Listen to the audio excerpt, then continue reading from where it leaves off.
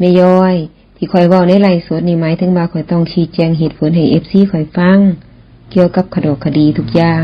ถ้ามันผิดใจเจ้าข่อยก็ขอโทษนะแต่ข่อยว่าข่อยบ่มีเงินอีหลีบ่มีเงินอีหลีข่อยก็เป็นหนี้พร้อมนะเป็นหนี้พร้อมตั้ง 60,000ถ้าเกิดข่อยขายบ้านได้หรือว่าจังใดน่ะข่อยให้เจ้าใช้แน่นอนเป็นหลักหมื่น 20,000พุ่นล่ะแต่ข่อยก็ขอเถอะข่อยให้ได้บ่ต้องไปฟ้องข่อยก็ให้ได้เวลาข่อยมีเด้อยายเด้อข่อยก็ขอพูดหลายๆที่ข่อยบอกเหตุผลไปเนี่ยข่อยต้องบอกความจริงทุกอย่างกับ FC ไปหมดค่ะเพราะว่าข่อยบ่ได้ไปสร้างคดีเองก็คือข่อยก็ยอมรับสภาพอยู่ในห้องขังข่อยก็ยอมรับคือข่อยยอมรับหมดทุกสิ่งทุกอย่างบ่มีรับล้มคมในข่อยก็บอกแค่นั้นนะว่าข่อยโดนเพราะอีหยังก็คือจังใดล่ะข่อยยิ่งน่าเกลียดก็เจ้าตัวข่อยอยู่สภาพที่แย่มันบ่ซั่นเจ้าสิมาบอกว่าโดนคดีพ่อย่อยเขาเจ้าก็รู้มาโซเชียลตะเดินแล้วเพราะนั้นเป็นเรื่องจริงก็บ่เป็นหยังดอกอันข่อยเว้าผิดไปก็ข่อยกราบขอโทษเด้อยายเด้อเพราะว่าข่อยบ่มีเจตนาสิทำร้ายเจ้าข่อยแค่เจตนาอยากบอก FC ทุกอย่างว่ามันเกิดขึ้นจังใดแค่นั้นบ่ได้มีอีหยังถ้าเกิดข่อยขายบ้านได้น่ะหรือว่าผัวข่อยตายน่ะข่อยให้เจ้าหลายก็นั่นย่อยข่อยเป็นแฮงเป็นคนใจใหญ่อีหลีเวลาข่อยก็บ่มีเพราะว่าพ่อแม่ข่อยก็ป่วยอีหลีได้ยายพ่อแม่ข่อยเนี่ยเข้าโรงพยาบาลดูแล้วผัวข่อยก็ตัดเงินน่ะบ่ให้เงินเดือนซอยเลยเป็นเวลา2 เดือน 3 เดือนมาแล้วนะเพราะว่าเขาไปเห็นสภาพว่าอีหยังก็มีแต่ข่อยจกข่อยจ่ายข่อยจกเขาเจ้าถึงเอาข่อยหนีออกจากครอบครัวเขาเจ้าเห็นข่อยเมื่อยข่อยล้ากับชีวิตครอบครัวไงมีแต่ข่อยเฮ็ดเวียก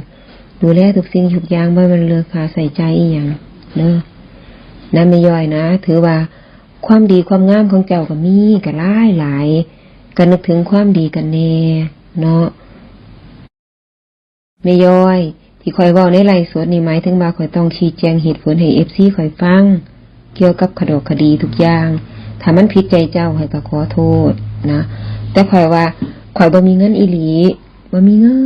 ข่อยก็เป็นหนี้พร้อมนะเป็นหนี้พร้อมตั้ง 60,000ถ้าเกิดข่อยขายบ้านได้หรือว่าจังใดน่ะข่อยให้เจ้าใช้แน่นอน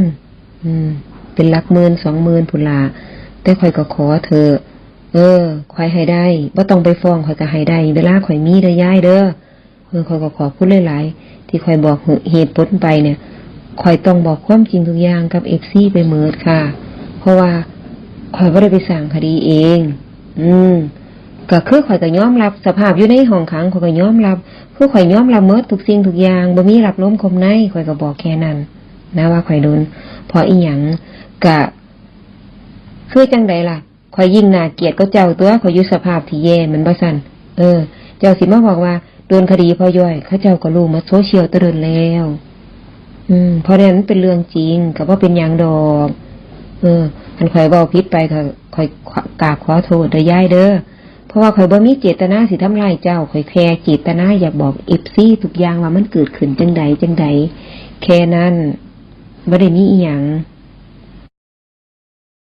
ถ้าเกิดข่อยขายบ้านได้น่ะหรือว่าผัวข่อยตายน่ะข่อยให้เจ้าหลายก็นั่นย่อยข่อยเป็นแฮงเป็นคนใจใหญ่อีหลีเวลาข่อยก็บ่มีเพราะว่าพ่อแม่ข่อยก็ป่วยอีหลีได้ยายพ่อแม่ข่อยเนี่ยเข้าโรงพยาบาลดูแล้วผัวข่อยก็ตัดเงินน่ะบ่ให้เงินเดือนซอยเลยเป็นเวลา2 เดือน 3 เดือนมาแล้วนะเพราะว่าเขาไปเห็นสภาพว่าอีหยังก็มีแต่ข่อยจกข่อยจ่ายข่อยจกเขาเจ้าถึงเอาข่อยหนีออกจากครอบครัวเขาเจ้าเห็นข่อยเมื่อยข่อยล้ากับชีวิตครอบครัวไงมีแต่ข่อยเฮ็ดเวียกดูแลทุกสิ่งทุกอย่างบ่มันเหลือค่าใส่ใจอีหยังเนาะนั่นไม่ย่อยนะถือว่าความดีความงามของเจ้าก็มีก็หลายก็นึกถึงความดีกันแน่เนาะ